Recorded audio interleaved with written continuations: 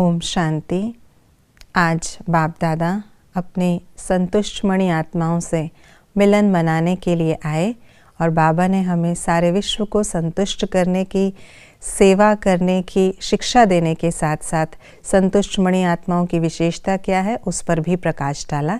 तो आइए रिवाइज करते हैं आज के 11 जनवरी 2026 के बाप दादा के अव्यक्त रूप से चले हुए मधुर महावाक्यों को।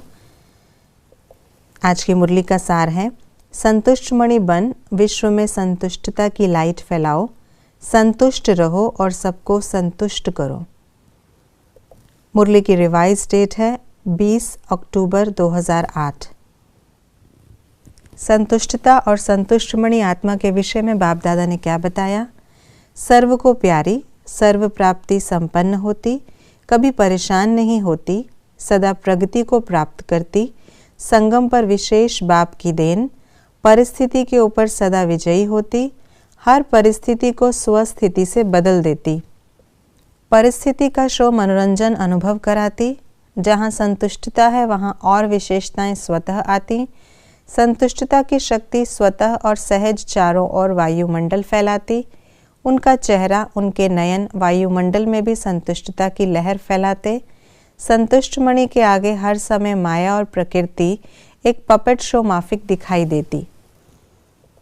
हमारी स्थिति की सीट कैसी होनी चाहिए? सदा साक्षी दृष्टा। बाप दादा की इन बातों के लिए सदा शब्द याद रखने के लिए कहते हैं, खुशी के लिए, हर शक्ति के लिए, डबल लाइट बन उड़ने के लिए।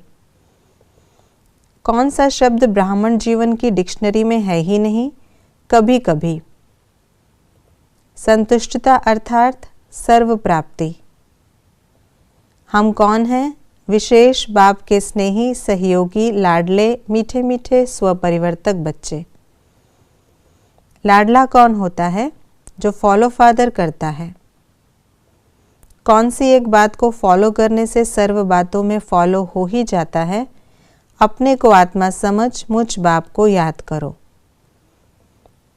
कौन सेवा के बिना नहीं रह सकता और क्यों? याद करने वाली आत्मा जिसको बाप का खजाना मिल गया, क्योंकि अथाह प्राप्ति है, अखुट खजाने हैं। बाप दादा ने आज हमें कौन सा वरदान दिया? सदा संतुष्ट मणि बन विश्व में संतुष्टता की लाइट फैलाओ, संतुष्ट रहना और संतुष्ट करना। अपने आप को किस मंत्र में स्मृति स्वरूप रखना है? शुभ भावना और शुभकामना। इस मंत्र से क्या फायदे होते? व्यर्थ संकल्प नहीं चलते, अपने को सदा न्यारा और बाप का प्यारा अनुभव करते। सर्विस के सूक्ष्म साधन कौन से हैं? मीठे बोल, मीठी दृष्टि, मीठी वृत्ति, मुस्कुराता चेहरा, मीठा संबंध संपर्क। अपने में क्या चेक करना है? सर्व आत्माओं के प्रति शुभ भावना, शुभकामना की वृत्ति और दृष्टि के संस्कार नेचर और नेचुरल हैं। वर्षा क्या है? बाप समान बनना, विजयी बनना। श्रीमत क्या है? बाप का हाथ। अचानक के नाजुक समय के लिए कौन सा पुरुषार्थ आवश्यक है? एवर रेडी, अशरीरीपन का अनुभव करने का पुरुषार्थ। बिजी होते कौन सा अभ्यास अभी से करना है? 1 सेकंड में अशरीरी बनने का अभ्यास। बहुत काल का अभ्यास ना होने का क्या परिणाम होगा? अति हलचल के समय अचल नहीं रह सकेंगे। स्नेह की निशानी क्या है? साथ चलना। बाप दादा ने आज हमें कौन सी ड्रिल कराई? अभी अभी 1 सेकंड में आत्माभिमानी, अपने शरीर को देखते हुए अशरीरी स्थिति में न्यारा और बाप का प्यारा अनुभव कर सकते हो ना? तो अभी 1 सेकंड में अशरीरी भव। संगम पर द्वापर और कलयुग के भक्त किनके बनेंगे? जो नाजुक समय में सकाश देंगे। किस स्थिति में सदा कंबाइंड रहना है?